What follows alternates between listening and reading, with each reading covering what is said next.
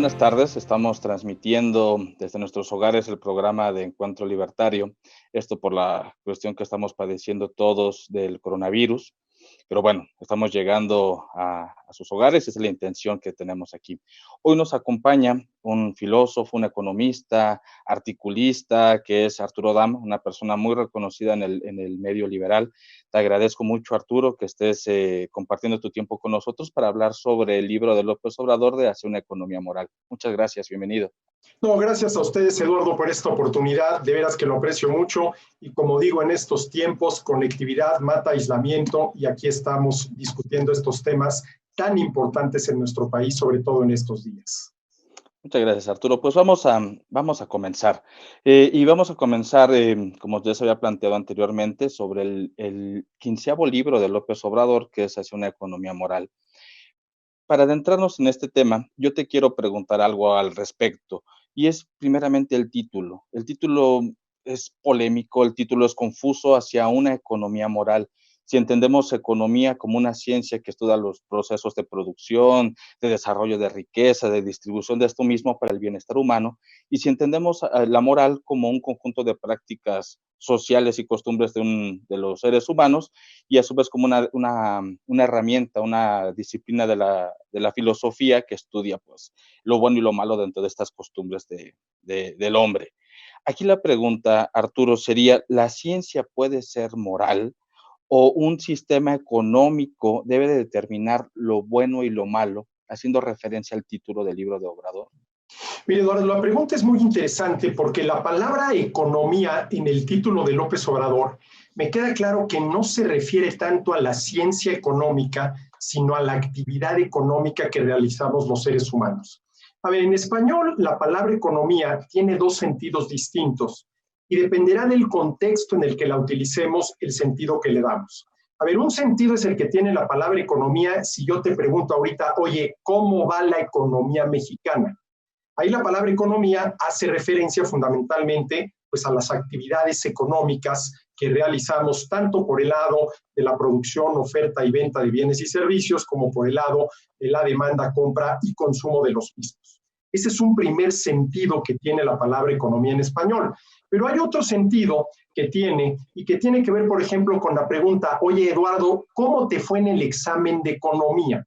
Ahí la palabra economía ya no se refiere a las actividades económicas de las personas, sino a esa ciencia que tiene como objeto de estudio el comportamiento económico de las personas. Entonces, la primera pregunta, Eduardo, que la planteas me parece a mí muy bien con relación al libro de López Obrador es, ¿cuál de estos dos sentidos tiene la palabra economía en el nombre de su libro, en el título de su libro? Y a mí me queda claro que no se refiere a la ciencia económica, sino a las actividades económicas de los seres humanos. A ver, él lo que quiere es que los agentes económicos nos comportemos de manera moral.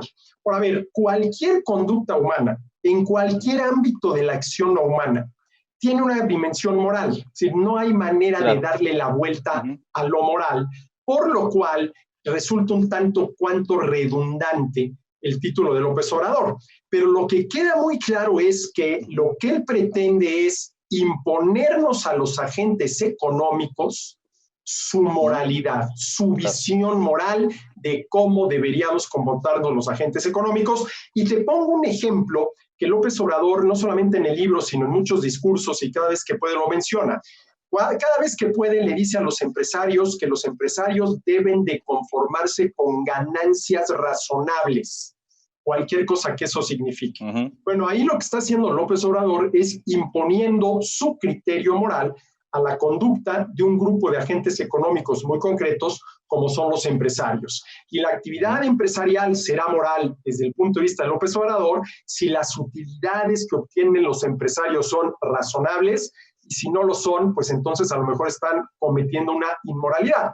Por aquí la pregunta es, ¿y quién rayos determina, por ejemplo, a partir de qué porcentaje una utilidad deja de ser razonable, ¿no? Pero me queda claro que a la economía a la que se refiere López Obrador en el título de su libro no es tanto la ciencia económica, sino la conducta económica de las personas.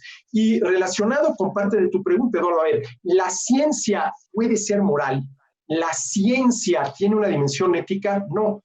A ver, te voy a poner un ejemplo muy sencillo. H2O, la fórmula química del agua. No, qué inmoralidad. ¿Cómo es posible que sea H2O cuando debería de ser H3O? No, no, no, eso es. La ciencia tiene que ver con el mundo de lo que es. La moral y la ética tiene que ver con el mundo del deber ser. Es como si yo te dijera, para poner un ejemplo todavía más absurdo, oye, qué inmoralidad, qué falta a los principios éticos que 2 más 2 sea 4, cuando lo moral es que debería de ser 3 o debería de ser 5, ¿no?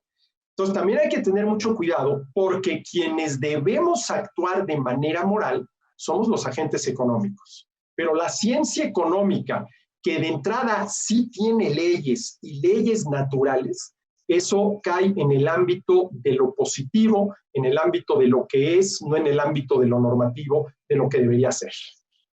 Claro, muchas gracias. Excelente, excelente respuesta, Arturo. Continuando sobre esta dinámica en la estructura del libro de López Obrador. El capítulo 1 prácticamente pareciera que es un desarrollo genealógico de dónde comienza la inmoralidad o el problema de la corrupción en México. Y este problema lo remite maravillosamente el presidente a decir que es a partir de la llegada de los españoles y puntualmente con Hernán Cortés. Aquí, esta cuestión tan interesante, y me parece interesante porque la historia también es una ciencia y la historia se debe desentender de los prejuicios morales que se están utilizando. Obrador utiliza, pareciera, este argumento de la historia también como un argumento moral para decir, aquí comenzó la corrupción y aquí es lo que debemos de ir atacando.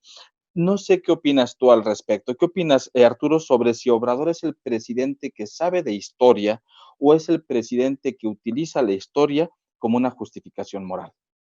Mira, yo creo que utiliza la historia como una justificación moral, pero también sabe algo de historia. Es más, algunos de los libros de López Obrador tienen que ver con temas históricos, ¿sí? Y lo que tú decías, bueno, es que el primer capítulo del libro pues, tiene que ver con la historia. Es más, ¿cuál es el título del primer capítulo? La corrupción, el principal problema de México. Que dicho sea de paso, es, yo no diría el principal tema de López Obrador, sino casi, casi el único tema de López Obrador, quien ya parece un verdadero disco rayado, porque cualquier problema que se le presenta, desde la desaceleración económica hasta el coronavirus, pues en una de esas también al coronavirus le acaba echando la culpa de la corrupción, ¿sí? Entonces, aquí al primer personaje, y esto es muy interesante, Eduardo, que menciona López Obrador en el sexto renglón del primer párrafo del capítulo 1 es precisamente, como ya lo decías, Hernán Cortés. ¿Sí? La segunda palabra es corrupción y la primera es el artículo. La corrupción fue por mucho tiempo, ojo, fíjate cómo lo dice, la corrupción fue por mucho tiempo el principal problema de México. En la historia se registran infinidad de casos sobre este fenómeno económico y político que de manera absurda e interesada ha sido calificado como social o cultural. Apenas desembarcó en Veracruz el conquistador Hernán Cortés y sin ningún fundamento legal, y ahí empieza todo el tema de la corrupción. Que se supone, y es nada más una suposición, pues con la llegada de la cuarta transformación al poder ya se acabó. Y insisto, así lo dice él, la corrupción fue. La tercera palabra que utiliza en su libro, después del prólogo, ya en el capítulo 1, es fue. ¿Sí? Y esta es la, vamos a decirlo así, la principal receta económica, entre comillas, que presenta López Obrador en su libro para superar, vamos a decirlo así, los retrasos económicos que heredamos de administraciones anteriores. ¿Cómo vamos a lograr crecimiento económico, desarrollo económico, bienestar económico, progreso económico, terminando con la corrupción? Sí, prácticamente pareciera un libro de recetas, pero que no tienen un fundamento, no tienen un fondo, solamente es una descripción efímera y sumamente banal de cómo se va a combatir o cómo es este proyecto de economía moral que es muy ambiguo. Justamente la palabra que más se reitera, no solamente en el discurso cotidiano, sino también en el libro, es la palabra corrupción, y en segundo lugar está neoliberalismo, que para él corrupción y neoliberalismo son sinónimos. Esa es una cuestión también muy preocupante. Antes de abordar el tema del neoliberalismo, como lo está abordando López Obrador, yo quiero preguntarte si el discurso de López Obrador es un discurso moral o es un discurso emocional y sentimental?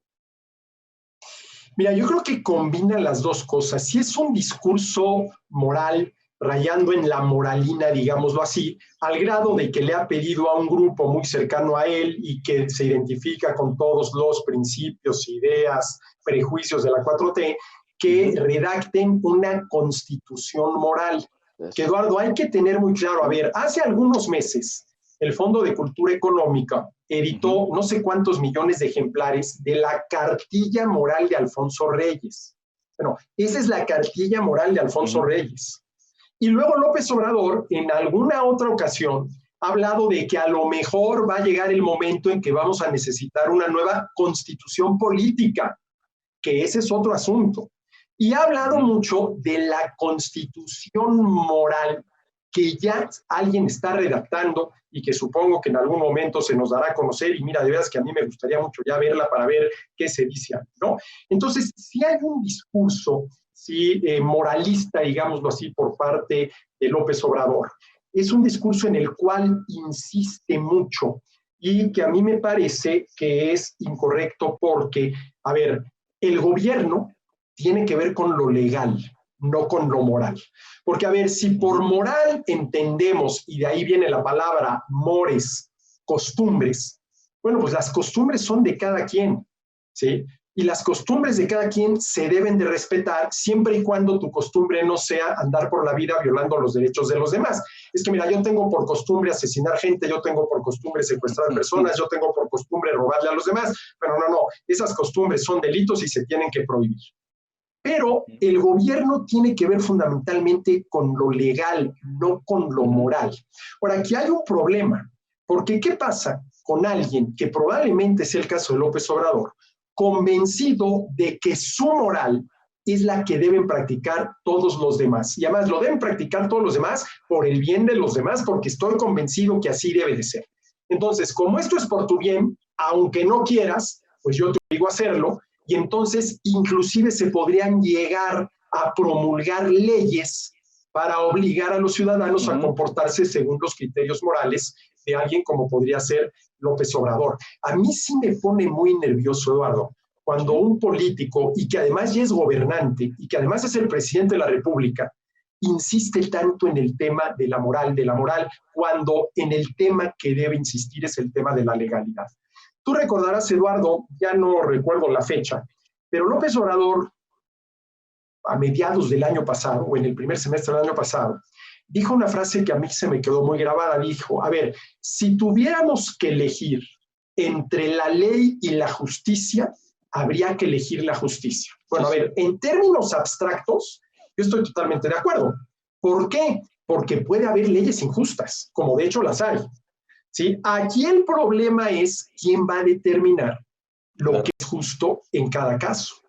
¿Sí?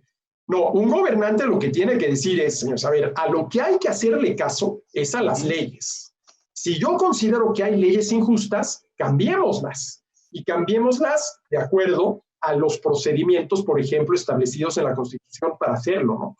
Pero es muy peligroso que el presidente de la República te diga que si hay que elegir entre la ley y la justicia, hay que elegir la justicia. A ver, si Dios Padre bajara del cielo para decirnos qué es lo justo, bueno, no habría ningún problema.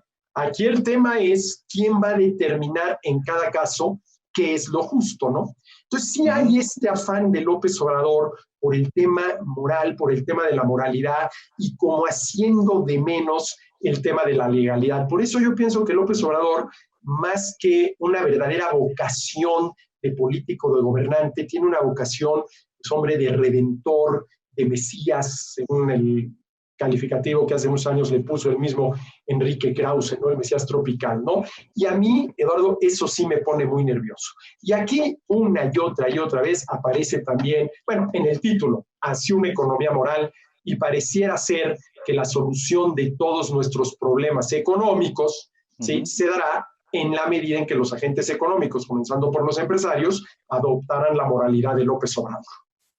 Claro, es algo sumamente preocupante, el dominio de pensamiento, de emociones, de adueñarse de lo bueno y lo malo a partir de no solamente el libro es una economía moral, sino este proyecto a futuro que ya he dicho varias veces de la constitución moral, que pareciera es el sueño de todo totalitarista, desde Stalin, desde Fidel Castro, desde Hugo Chávez, Maduro, todo totalitarista se quiere adueñar de la individualidad de los sujetos que están en su gobierno. Sumamente preocupante, como bien apuntas, Arturo. Sobre este punto, López Obrador pareciera como todo un redentor o un mesías, que hay un antes y después de él. Él está marcando un parteaguas, un antes y después de López Obrador. Sin embargo, es muy curioso y quiero leer rápidamente dos citas, una está en la página 51 y otra en la página 52, donde habla sobre la diferencia que él tiene con todos los antiguos priistas y gobernantes. Dice, los programas sociales de los gobiernos de Salinas, Cedillo, Fox, Calderón y Peña le hace la secuencia solidaridad, progresa, oportunidades y prospera, han sido meros paliativos para la pobreza, cuando no mecanismos perversos de control y manipulación con fines electorales. Y más adelantito dice, durante todo el periodo neoliberal no hubo programas de desarrollo, sino reparto de despensas y migajas.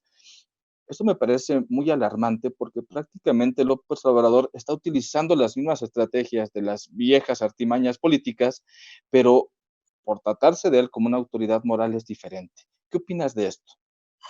Mira, está haciendo exactamente lo mismo, ¿sí? Al final de cuentas, todos los programas de reparto de dinero Sí. de López Obrador, lo que han hecho hasta el momento y lo que van a seguir haciendo es paliando la pobreza, ¿sí? No Ujú, necesariamente erradicando sus causas, ¿sí? claro. En ese sentido, yo no veo que sea distinto a los Ujú, anteriores, ¿sí? ujú, Yo no veo que haya una diferencia de fondo con los anteriores, ¿no?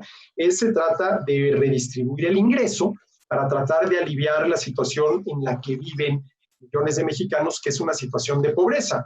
Pero fíjate, Eduardo, que aquí lo interesante del caso con relación a la pobreza es que para estudiarla y para proponer soluciones hay que distinguir entre los efectos de la pobreza y las causas de la pobreza. A ver, los efectos de la pobreza es que hay personas, los pobres, que no disponen de los satisfactores ujú, básicos para poder satisfacer, vamos a decirlo así, sus necesidades básicas, que son aquellas que de quedar insatisfechas atentan en contra de tu salud o de tu vida, como clarísimamente es el caso de la necesidad que tenemos de alimentarnos. Si no nos alimentamos adecuadamente, ujú, estamos atentando en contra de nuestra salud y podemos atentar en contra de nuestra vida.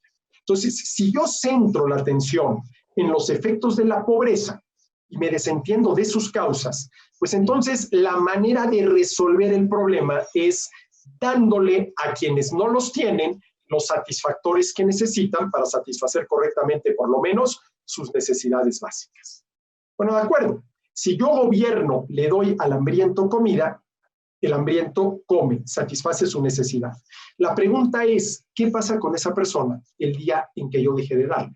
¿Será ya Mm, capaz, gracias a un trabajo propio, productivo, bien ujú, remunerado, de generar un ingreso que le permita de manera, vamos a decirlo así, autónoma, independiente, sin depender de las dádivas del gobierno, acceder a los alimentos? Pues probablemente no, porque esta persona se acostumbró a que le dieran de comer, ¿sí? claro. Y entonces, ¿cuál es la causa de la pobreza? La incapacidad de la gente pobre para, gracias a un trabajo productivo bien remunerado, generar ingresos suficientes que le permita acceder a esos Ujú, satisfactores. Y evidentemente que de lo que se trata, ¿sí?, ujú, es erradicar las causas de la pobreza, no solamente aliviar los efectos de la pobreza. Y yo me pregunto, Eduardo, ujú. ¿sí?, Sí. a un político como López Obrador, ¿qué tanto le conviene que realmente se lleguen a erradicar las causas de la pobreza? Y que, por ejemplo, México fuera un país de clase media, ¿sí?, productiva, competitiva, ¿sí?, con buenos niveles de consumo, con capacidad de ahorro. A ver, imaginemos un país Ujú. así. ¿Qué cabida tiene en un país así un político como López Obrador, que ante la Claro. emergencia Ujú, económica que estamos enfrentando, lo primero que te dice es la sí. cantaleta de siempre: primero los pobres. Sí. Y la corrupción y el neoliberalismo que genera la distancia de clases sociales, justamente se apodera de estos discursos emocionales y sentimentales para darle fundamento quizá a esta cuestión moralista que él intenta encarnar. Sobre este punto, ya comentábamos anteriormente que una de las palabras más reiterantes es corrupción y neoliberalismo. Y la solución de López Obrador es un modelo económico post-neoliberal. También esto me parece sumamente, sumamente extraño. Lo dice en la página 64, que la solución es un modelo post-neoliberal sustentado en el concepto de economía moral. Así es. Concepto que nunca termina por definir de una manera clara y bien. Arturo, como economista, como filósofo que eres, como pensador, ¿podemos pensar actualmente en el mundo en un modelo económico post-neoliberal? Mira, sí lo podemos pensar, inclusive lo podemos llevar a la práctica. La pregunta es si es el que va a funcionar, porque mira, aquí hay el concepto neoliberalismo, que critica mucho López Obrador, y luego su propuesta de un modelo post-neoliberal. Pero yo me pregunto, Eduardo, si ese modelo post-neoliberal no tendrá que ser, dada la visión de López Obrador, un modelo antineoliberal. A ver, Sí, te lo voy a poner así. sí, sí. Si el neoliberalismo es la causa de todos nuestros males, pues en una de esas el antineoliberalismo, lo contrario, es la causa de todos nuestros bienes. A ver, para ponerlo en colores, si el negro es la causa de todos nuestros males, pues no será que el blanco, vamos a suponer que es la antítesis de lo negro, será la causa de todos nuestros bienes. Y a lo mejor eso es algo que este hombre llama post-neoliberalismo. Ahora, Claro. él insiste, Eduardo, en el tema moral. Mira, aquí tenemos el libro. Este libro tiene, ¿sí?, 190 páginas, ¿sí? 190 páginas. Se supone que es un libro de economía, ¿sí? Y él te da, porque tú lo ves y lo ves en el índice para no irnos muy lejos, el capítulo 3 dice, las nuevas políticas para la transformación, el capítulo 3. Y te presenta 10 políticas para la transformación de México en general y de la economía en su conjunto. Bueno, de esas 10 propuestas, solamente 2 tienen que ver directamente con el tema económico, ¿sí? Que son el 6 y el 7. El capítulo 6 es el Estado como promotor del desarrollo y el 7, finanzas públicas sanas. Pero todo lo demás tiene que ver con cuestiones políticas, morales, sociales, pero no estrictamente económicas, ¿no?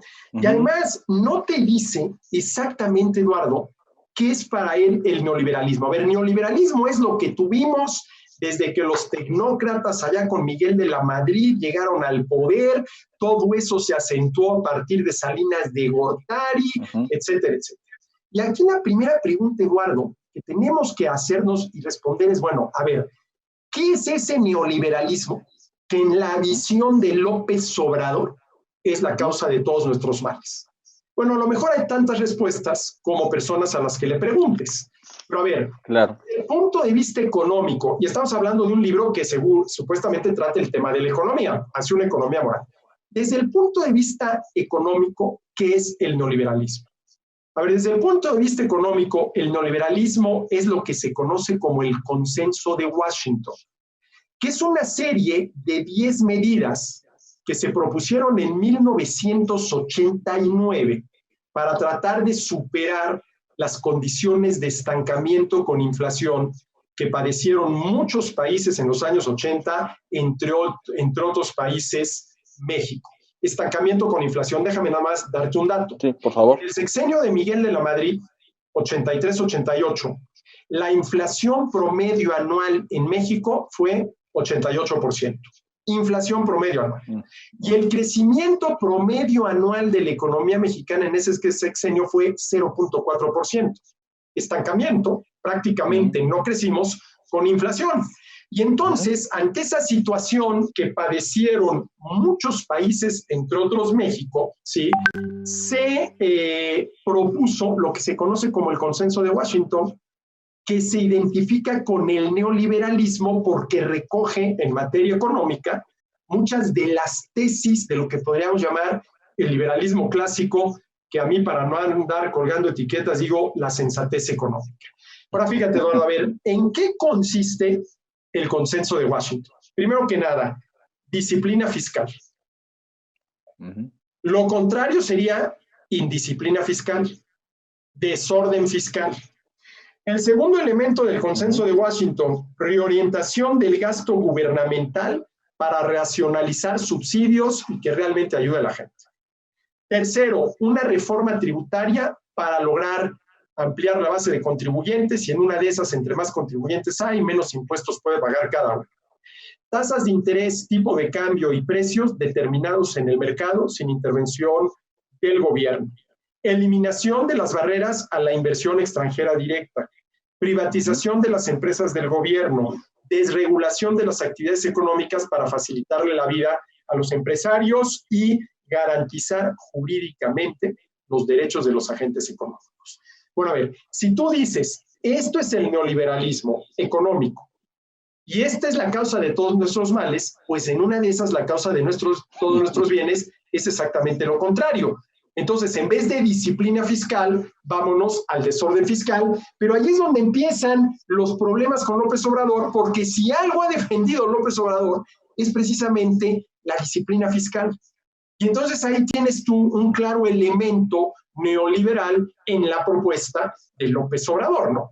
¿Sí? Pero te pongo el último ejemplo, el 10º mandamiento del consenso de Washington: aplicar el Estado de Derecho en el ámbito de la economía para garantizar de entrada los derechos de los empresarios. Ahí sí la 4T viene haciendo exactamente lo contrario, y el ejemplo más claro, Eduardo, y que desafortunadamente creo que no va a ser el último, ¿sí?, es lo que pasó hace unos cuantos fines de semana con esta encuesta popular que se llevó a cabo en Mexicali para que el pueblo bueno decidiera si se seguía o no con la construcción de una planta cervecera en aquel entonces. Y lo más increíble del caso, Eduardo, es que si tú analizas la convocatoria que sacó la Secretaría de Gobernación para realizar esa consulta popular a la cual el gobierno llamó ejercicio participativo, lo primero que te dice la convocatoria es que esa inversión de $1,400 millones, que llevaba ya un 60% de avance, cumplía con todas las de la ley. Es lo primero que se reconoce, Eduardo, en la convocatoria de la Secretaría de Gobernación. ¿Cómo es posible que Olga Sánchez Cordero se preste a esos tomadas de pelo? Entonces se lleva a cabo la encuesta, se resulta que el 65% de los que participaron decidieron que se cancela la obra, y en esas estamos. Eso, Eduardo, es estado de chueco. Eso sería un clarísimo ejemplo de antineoliberalismo, si por neoliberalismo en lo económico entendemos, entre otras cosas, el hacer valer el Estado de Derecho, ¿sí?, en el ámbito económico. Sumamente clara la descripción que haces, Arturo, te agradezco bastante. Y sobre este punto, a mí me preocupa mucho ver excompañeros universitarios, ver a jóvenes alumnos que prácticamente vinculan el neoliberalismo con este argumento, no porque lo haya generado López Obrador, sino es un argumento generalizado en muchas capas sociales, que el neoliberalismo es malo, que el neoliberalismo genera una diferencia de clases, que el neoliberalismo provoca un distanciamiento y una voracidad en nuestra enajenación de consumo. ¿Tú cómo explicas esto? ¿Por qué, si el libre mercado ha propiciado un mejoramiento en la vida de millones de personas, los niveles de pobreza extrema se han reducido de una forma extraordinaria comparadas con hace 100 años o menos tiempo todavía, la longevidad, el acceso a la salud, a la educación? ¿Por qué estos grupos, principalmente académicos, hay que decirlo, se esfuerzan en generar este tipo de etiqueta maliciosa al libre mercado? Mira, yo creo que primero que nada porque son grupos, sobre todo muy relacionados con la academia, que siguen estando bajo la influencia del marxismo. Tal vez sin ni siquiera haber leído directamente a Marx y haberlo analizado y discutido, ¿sí? Y por esto se dejan llevar literalmente por prejuicios, ¿no? Es que el mercado es la causa de todos nuestros males. Bueno, cuando yo me encuentro a alguien que hace ese tipo de afirmaciones, lo primero que le pregunto es, bueno, a ver, te compro la idea, el mercado es la causa de todos nuestros males, pero a ver, ¿qué es el mercado? ¿Qué entiendes tú por mercado? Porque, bueno, pues habrá que ver, ¿no? Y a ver, Eduardo, ¿qué es el mercado? A ver, el mercado no es más que la relación de intercambio entre un comprador y un vendedor. Que por extensión al lugar donde se lleva a cabo esa relación le digamos mercado, sí, pero el mercado no es el lugar donde, sino esa relación de intercambio entre un comprador y un vendedor que siempre tiene que darse en un lugar, como podría ser el mercado de las flores aquí cerca en San Ángel o el espacio virtual cuando compras tú algo vía Amazon. Entonces, lo primero que hay que tener muy claro, Eduardo, es que mercado es la relación de intercambio entre un comprador y un vendedor. ¿Sí? Bueno, ¿cuál es el resultado del mercado? ¿Cuál es el resultado de ese intercambio entre un comprador y un vendedor? El bien común. No el bien común con mayúsculas, por ejemplo, de la doctrina social de la Iglesia, sino un bien común muy concreto. ¿Por qué? Porque ambas partes ganan. Dado que ambas partes ganan, es un bien. Dado que ambas partes ganan, es común.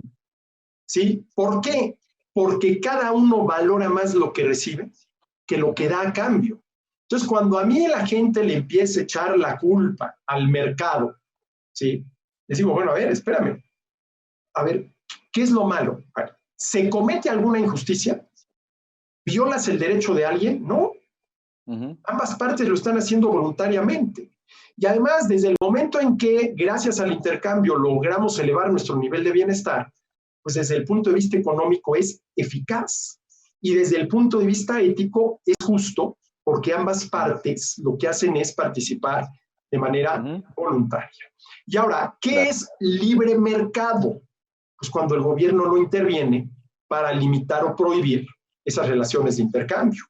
¿Sí? Si tú y yo nos ponemos de acuerdo para intercambiar algo, vamos a suponer que yo te ofrezco este libro por 150 pesos y que tú estás dispuesto a comprármelo y realizamos el intercambio. ¿Por qué? Porque los dos ganamos, ¿sí? Y ahí el gobierno no debe de intervenir en los términos del intercambio.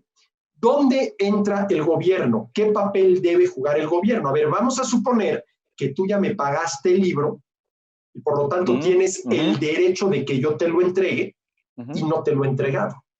Entonces, ahí el gobierno, ¿sí? Salvaguardando tu derecho, me tiene que obligar a entregarte el libro. O al revés, yo ya te entregué el libro y tú no me lo has pagado. Y por más que yo te digo, oye, Eduardo, por favor, no te hagas guaje, ya te entregué el libro, ¿para cuándo? ¿Sí? Pues si de plano no hay manera de hacerte entrar en razón, el gobierno, salvaguardando mi derecho a recibir el pago por el libro que ya te di, debe de intervenir. Pero fíjate que la intervención del gobierno en el ámbito del mercado es la intervención del gobierno como tal, hacer valer derechos de las personas. ¿Cuál es la tarea esencial del gobierno? ¿Sí? Garantizar los derechos de las personas. ¿Sí? Entonces, cuando la gente dice esto es que el mercado, el libre mercado, no tienen la más remota idea de lo que están diciendo, porque repiten prejuicios, ¿sí? Sin la más mínima reflexión, comenzando por el hecho de decir, bueno, a ver, el mercado es malo, ¿de acuerdo? ¿Qué entiendes por mercado? Mira, es como la discusión del neoliberalismo. El neoliberalismo, cuidado, ¿de acuerdo? ¿Qué entiendes por neoliberalismo? Y vamos a empezar por definirlo, a ver si estamos hablando de la misma cosa, ¿no? ¿Sí? Claro, y la respuesta cotidiana es decir, neoliberalismo es diferencia de clases, neoliberalismo es el beneficio de unos cuantos por el sacrificio de muchos, que justamente López Obrador lo dice 3 veces, me parece, en su libro, de una forma contundente. Sí. Neoliberalismo es el beneficio de unos cuantos a partir del sacrificio de muchos. Sí, y lo cual generó la infelicidad de la mayoría y para eso llegamos nosotros los de la 4T, para lograr la felicidad de todos. Eso lo dice una y otra vez.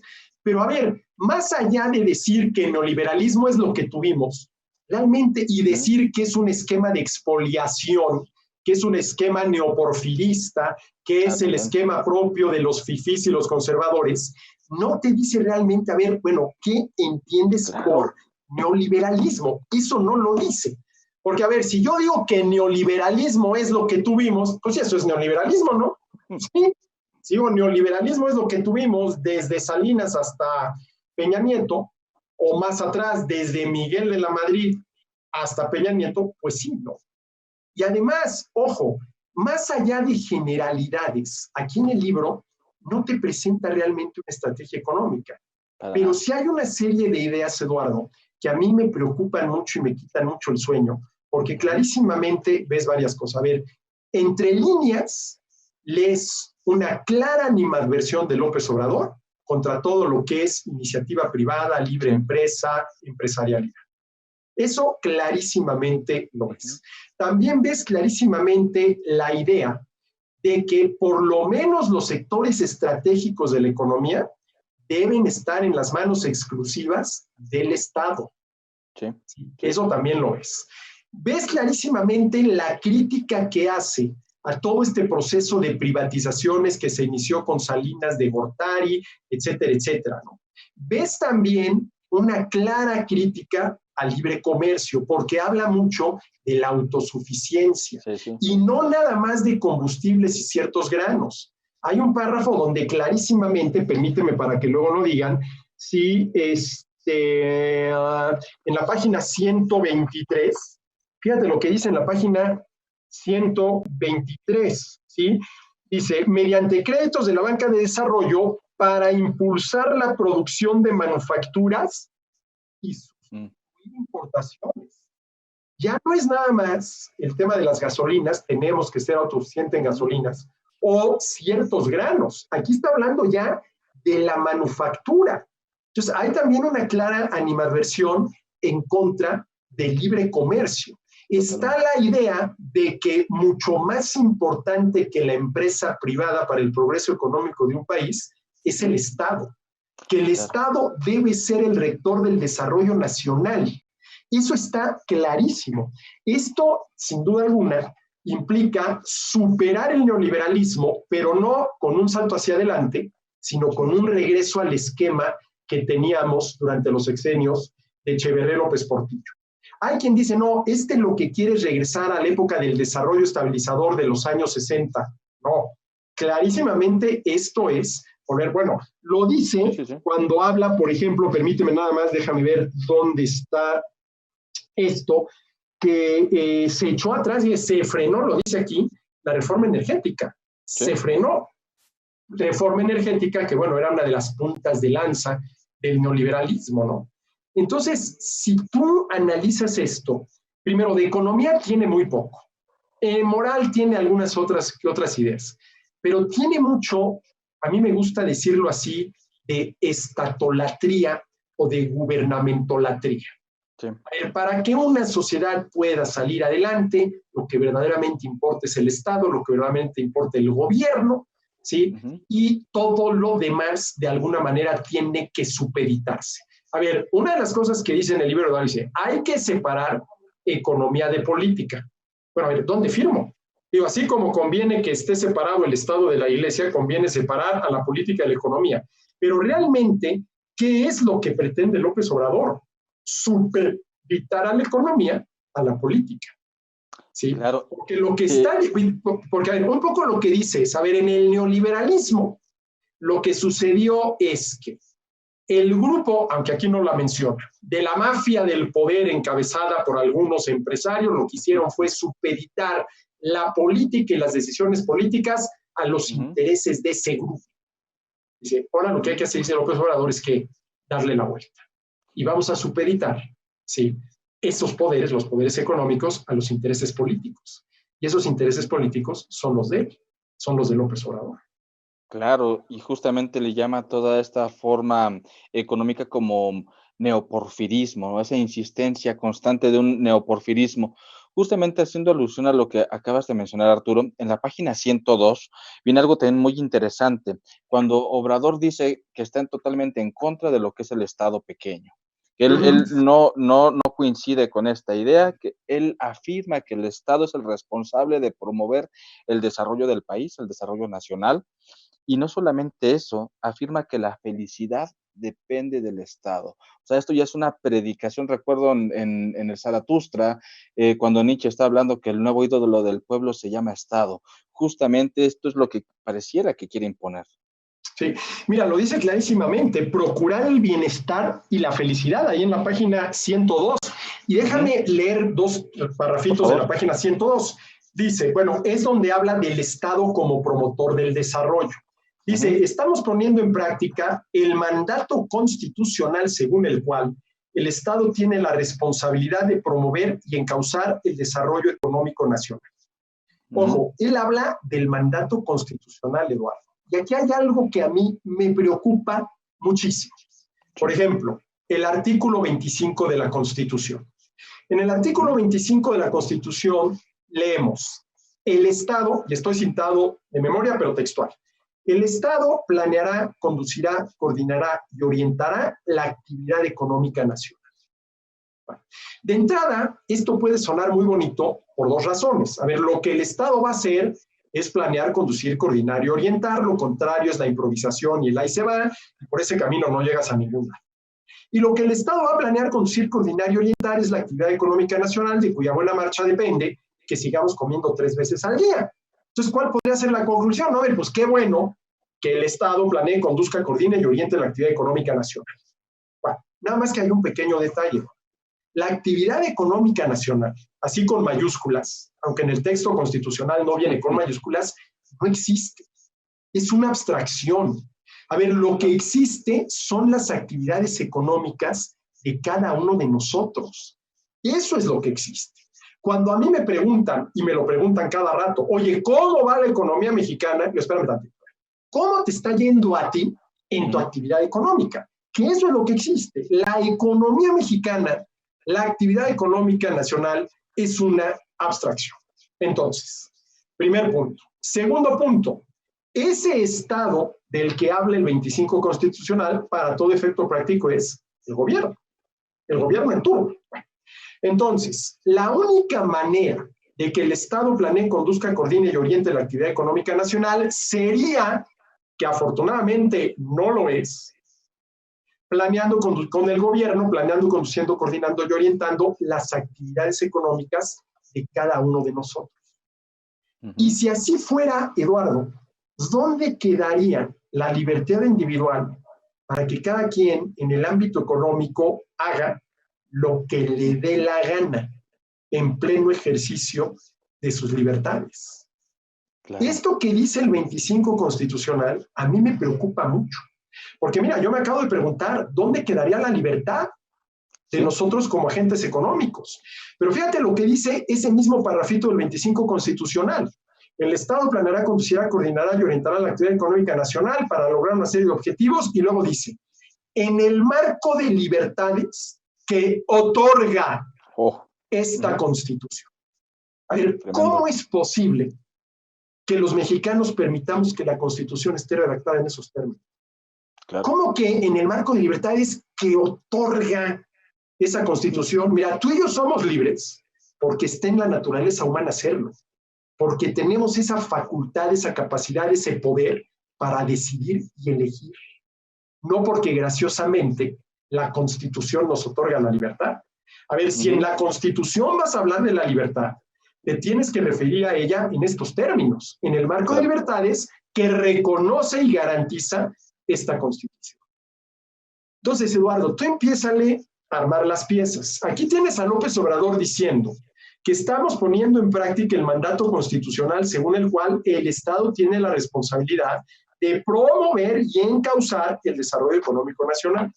Y vete a la Constitución y analiza lo que dice el 25 en el sentido de que el Estado planeará, conducirá, coordinará y orientará la actividad económica nacional. ¿Sí? En una de esas, pudiéramos tener a López Obrador en una mañanera diciendo, pues señores, en cumplimiento de lo que dice la Constitución, a partir de ahora, el gobierno planea, conduce, coordina y orienta la actividad económica nacional, por lo que, pues al final de cuentas, cada uno de ustedes va a tener que hacer lo que yo, gobierno, que planea, conduce, coordina y orienta la actividad económica nacional, les dice que tienen que hacer. Esto, Eduardo, es gravísimo. Gravísimo, no porque lo diga López Obrador, porque está en la Constitución. Y bien podría decir López Obrador, en cumplimiento de la Constitución, vamos. Claro, es algo tremendo. Y justamente se parece y se asemeja bastante a lo que son los sistemas socialistas. Bueno, mira, Eduardo, no les quiero yo quitar más sueño del indispensable. Comparen lo que acabo de decir del artículo 25 de la Constitución. El Estado ordenará, conducirá, coordinará y orientará la actividad económica nacional, con lo que dice el artículo 16 de la Constitución cubana. Y a ver si encuentran alguna similitud. Y claro, se podrá decir, dado que nuestra Constitución es de 1917 y la vigente en Cuba es de 1970 y tantos, claro, los cubanos nos copiaron a nosotros. No es cierto, porque esto que te acabo de señalar, de que el Estado planeará, conducirá, coordinará y orientará la actividad económica nacional, se introdujo en nuestra Constitución el 3 de febrero de 1983.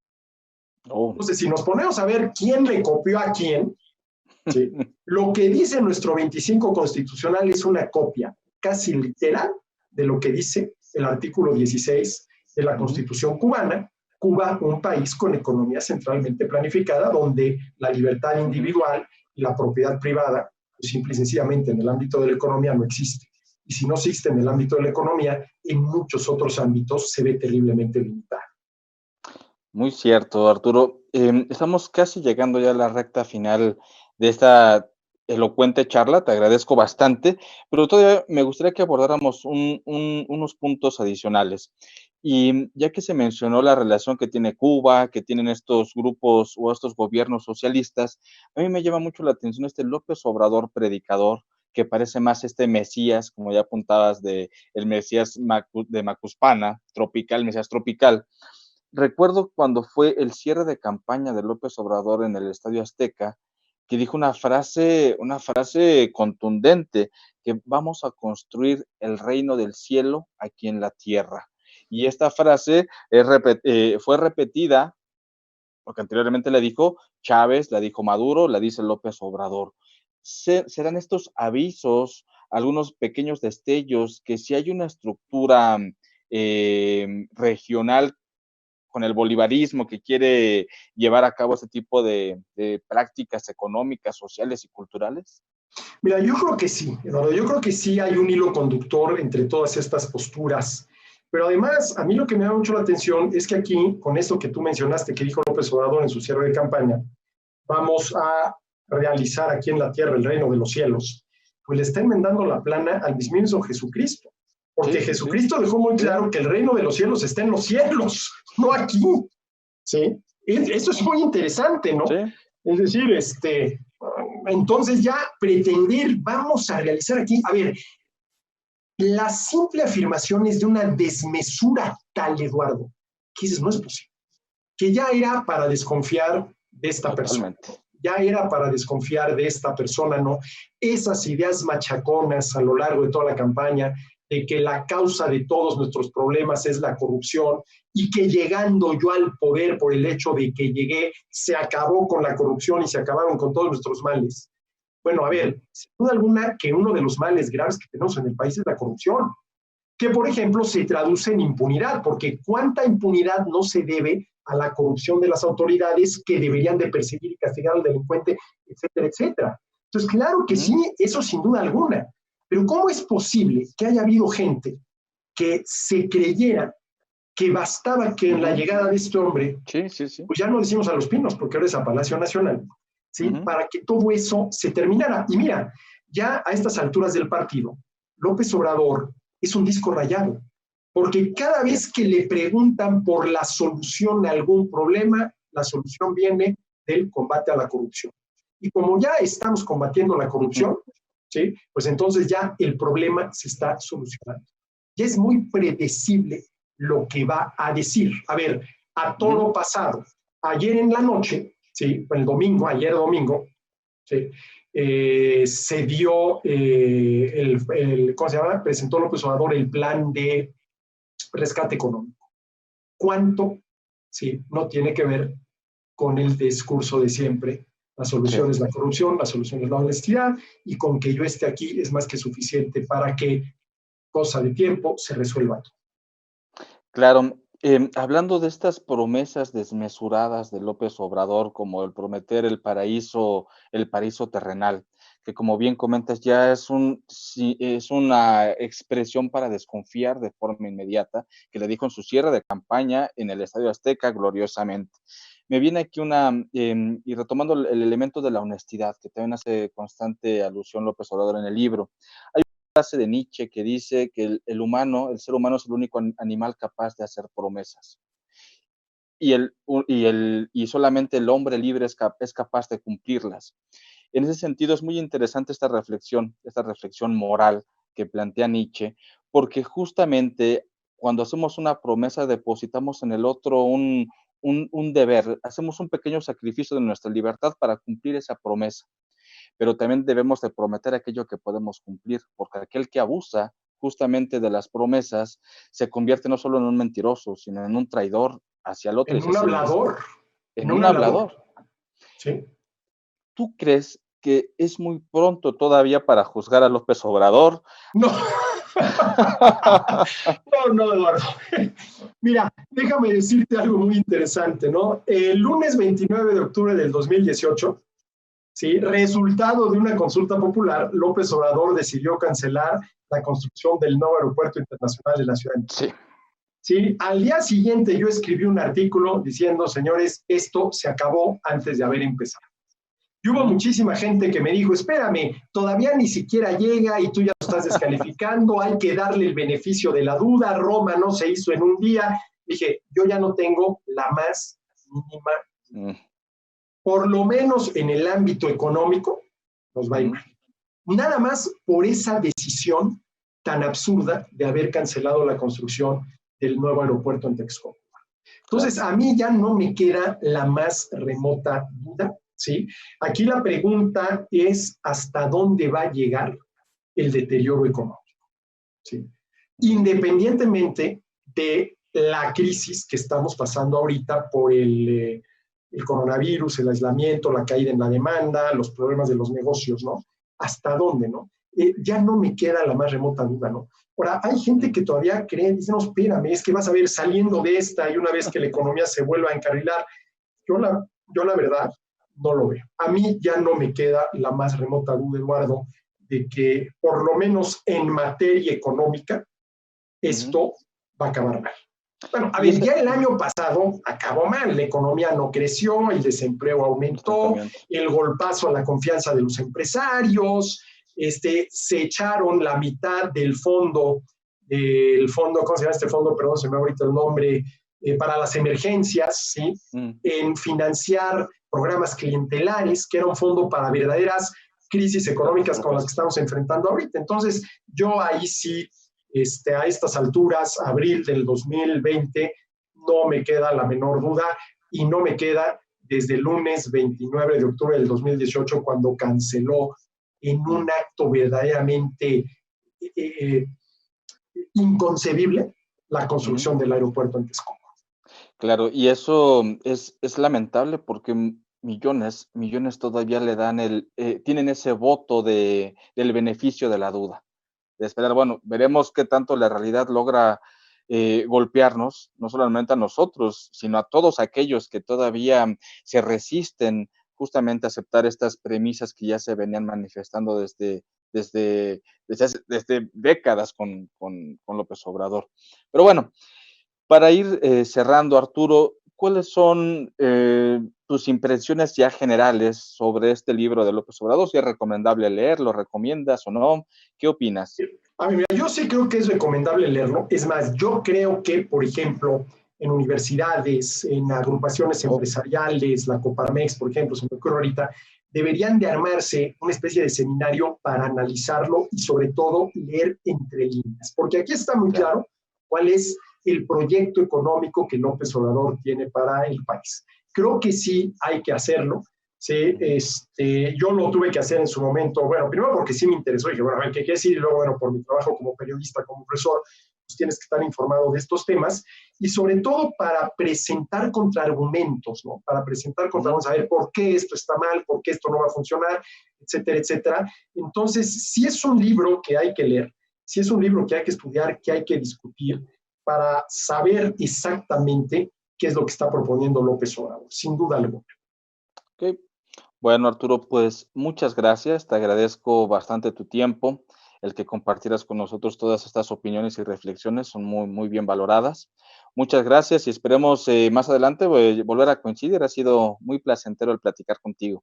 Pues mira, Eduardo, yo encantado de la vida, a mí todos estos temas me gustan, me apasionan, y en lo que yo pueda colaborar en estos foros para difundir los principios a favor de la libertad individual, la propiedad privada, la responsabilidad personal, encantado de la vida y muchísimas gracias por esta oportunidad.